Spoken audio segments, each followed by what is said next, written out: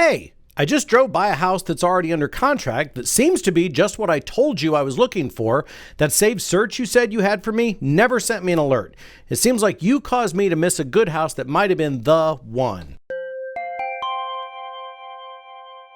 Hi everyone, I'm Matt DeFanis, broker-owner of RE/MAX Realty Associates with offices in Champaign, Mahomet, and Monticello, Illinois. I want to talk to you today about the private listing network. This is where all the coming soon listings live. We'll talk about how it came to be, how it works, and the benefits and drawbacks to a private or coming soon listing. Finally, we're going to talk about what you need to know to ensure you're getting full market exposure, whether you're a buyer or a seller. So let's first take a step back and talk about some fundamental economic principles as they apply to the real estate market. Real estate brokers should contribute to a competitive and efficiently functioning real estate marketplace. To achieve an efficient open market, sellers need to know their listing agent is getting their home exposed to the entire market and every buyer in it who is a possible match for the house. Conversely, buyers need to know that their buyer agents are providing them with timely, reliable access to every home on the market that matches their search criteria. Any practice that interferes with full market exposure creates inefficiency as well as some fundamental unfairness. The multiple listing service, more commonly referred to as the MLS, is the database of properties in which all realtors and in some markets, non-realtor agents in a given marketplace share the listings with every other participant in that MLS. The whole system is designed to capture as much of the market as possible to ensure that the MLS contributes to a competitive and efficient marketplace. MLSs exist in every part of the country. Sometimes they're local to a single metro area or county, and some are regional, covering much larger areas with many distinctly local markets within them. One way that MLSs contribute to market efficiency is through uniform and accurate data reporting. There are voluminous rules for members, backed up by steep financial penalties for violations that apply to everything from the reporting of square footage to whether there is an ensuite bath, to which floor the rooms are located on, to promptly posting the listings. The rules also require that member agents post all their listings to the system, except under very limited and specific exceptions. Under normal circumstances, the system works well for both buyers and sellers. Buyers can count on their MLS member agent having timely access to all properties listed by every other MLS member. Sellers can count on their MLS member listing agent to correctly compile and share the listing information to put it in front of all the buyer agents and all the buyers in the market. So what are some of the common threats to a fair, efficient, and competitive marketplace?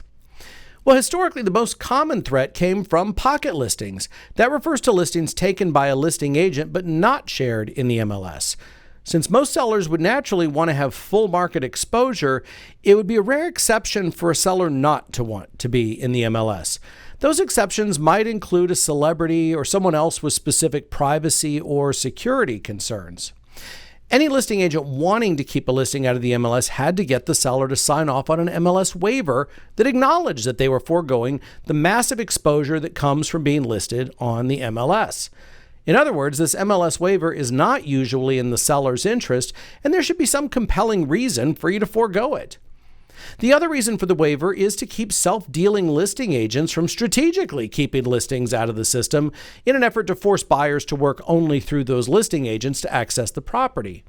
That has the effect of peeling buyers away from their own buyer agents if that agent can't reliably provide access to the entire market. In recent years, there's been a proliferation of listing agents attempting to gain an advantage by keeping homes out of the MLS and doing some degree of pre-marketing by putting up coming soon signs or posts on social media. The idea being that anyone seeing the sign could only get information from the listing agent since the coming soon property wasn't in the MLS or on Zillow or any of the other consumer sites. Some agents would very intentionally market themselves as having some secret stash of properties that buyers could gain exclusive access to, but only if they signed up for access and provided all of their contact information. Once again, this created the distinct impression that MLS member agents could not provide full market access to their buyer clients. While these shenanigans may have seemed like a lead generation goldmine for agents leveraging pocket listings, it contributes to several problems and inefficiencies in the market. If you're a seller, this coming soon pre-marketing isn't getting you anywhere near full market exposure. And if you're a buyer, you'll rightly feel compelled to sign up for every supposedly secret stash email list you can find, along with compulsively driving neighborhoods of interest looking for coming soon signs in the yards of homes that are not showing up on Zillow. Because of these major market downsides and inefficiencies associated with pocket listings, the MLS that serves our area, Midwest Real Estate Data LLC, aka MRED, developed an entire ecosystem with robust rules for private listings. Here are some of the key rules. If a listing agent advertises a listing publicly in any way, whether that be a yard sign, social media post, or a flyer, it must be shared with all other MLS participants within 24 hours. This means there is no secret stash of listings. I repeat, no secret stash. Every MLS member has access to all of the private listings. Now, they may not be available to be shown yet, but if they are being made available for showings, everyone has to have access to show them. Private listings also don't show up on consumer real estate websites. The idea here is that this works for a seller wanting to get the word out that their house was going to be hitting the market soon, but isn't quite ready for prime time yet. Common examples might include we're waiting for the painting or the refinishing of the hardwood floors or for an estate sale to clear out the personal belongings. You can let the world know it's coming soon in a manner that every other MLS agent can access. Because these private listings are usually happening prior to the listing agent obtaining measurements, shooting photos, and creating virtual tours, private listings are typically incomplete. They lack the vast majority of the data fields that appear in a full listing and on most consumer real estate websites. So even though private listings are shared inside the MLS in a separate private listing network, this drastically scaled down number of fields makes them much less searchable because they lack many of the fields that buyers are going to want to include, including things like square footage, the number of bathrooms, or even the price.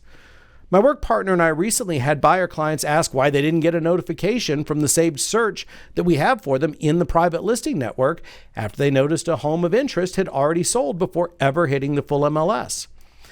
I carefully compared the private listing data with these client search parameters, and I discovered the house in question was put into the private listing network without a bathroom count, thereby causing it to be missed by our saved search that specified a minimum of 2 full baths. The field was there to be searched, but it wasn't mandatory for a private listing, so when the listing agent left it blank, the house got missed by the search. Now, I get that private listings are not going to have a lot of detail, so I don't necessarily expect square footage, siding type, or a breakdown of which floor each room is on. But even if you haven't yet done your virtual tour, I would expect the listing agent to know how many toilets are in the house, and to put at a minimum the number of bedrooms, bathrooms, and price. But this one didn't, and the buyers missed the house, which was available for showings despite missing some of the most fundamental listing information and not being on any consumer real estate websites. Our buyers were frustrated to miss seeing it, and it undoubtedly eroded their confidence in us to be able to reliably and timely provide them with full access to all the homes for sale. The sellers presumably signed off on an offer they were happy with, but it does make one wonder whether they might have obtained a more favorable outcome if their home had ever had full market exposure with proper credit given for an accurate bathroom count. We adjusted our workflow in this case by dropping our bathroom criterion from our search, making an already limited tool for finding homes even more limited. This means this type of omission won't happen again, but our clients will get way more notifications for properties they don't want. So how do we on our team make sure that we get our listing clients full market exposure? Well, first, we rarely do coming soon private listings. Barring a compelling reason that truly advances the interests of our sellers, we advise that it's better to hit the full market with full listing information as opposed to reaching part of the market with incomplete information. Speaking of complete information, we don't just want to be sure that the vital statistics are filled out properly in our listings. We go the extra mile. We want to make sure that there's as much information available to the entire market to assist with making a preliminary decision of whether they should see the property or rule it out. To that end, we do Matterport immersive 3D tours on virtually all of our listings. Matterport refers to the 3D model as a digital twin because walking through any of our listings this way is the closest you can get to being there in person. If a buyer can rule it out based on the layout from the virtual tour, I don't really need their footprints on the carpet or for them to be taking up our showing time slots from other buyers who already know the property is a potential match because they've seen the virtual tour and they know they like it. An outdated marketing approach was to share only a limited set of photos that highlighted only the best parts of the house so people would want to schedule showings. In other words, to see the warts, you had to come see it in person. But that makes no sense. Why would I lure people in for a showing who aren't a match for the house? Further, they're not going to be chasing the sellers out of the house in my listings if they could have been given enough information to rule it out without seeing it and without chasing my sellers out. Another area of inefficiency is having access and offers determined by which buyer can drop everything and do a showing immediately after a new listing pops on Zillow. We want to minimize disparities in access between those buyers who can drop everything and run and the much more common schedules that require some lead time to be able to get showings scheduled. People who need to finish a work shift or need to make time the next day. To that end, we usually work with our sellers to come with a plan to hold off showings for the first 24 hours the home is on the full market.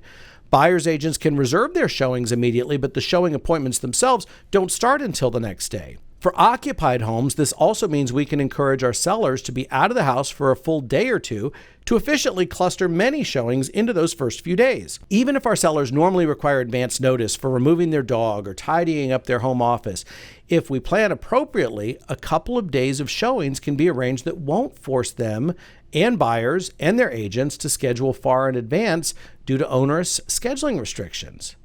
This consideration is even more important when listing a home that's occupied by tenants, since the tenants have no financial stake in helping to get the house to sell. None of this works if we don't make effective use of the Showing Time app that we use to facilitate our click-to-schedule showings. For buyer clients, we leverage the tool at our disposal to the best of our ability. Given the limitations of search fields in the private listing network, this means that we're offering our buyer clients access via a consumer portal that we have set up for them. We also try to watch generally what's in the private listing network so we can spot homes in neighborhoods of interest for specific buyer clients, even if the listing is so incomplete that they wouldn't necessarily have seen it. Missing bathrooms, missing bedrooms, missing price. Indeed, my partner Missy has helped our buyers snag homes numerous times that they would never have known about, much less successfully purchased, because she was diligently watching the private listing network. In summary, a capable real estate broker plays a crucial role in contributing to an efficient, open, and competitive real estate market. Whether you're a buyer or seller, to achieve the best possible results, you need to know what can stand between you and full market access, and then make sure you're selecting an agent with the knowledge and the tools to facilitate that access. We take pride in providing diligent, experienced, and expert representation of our clients, and we welcome the opportunity to assist you in any way we can.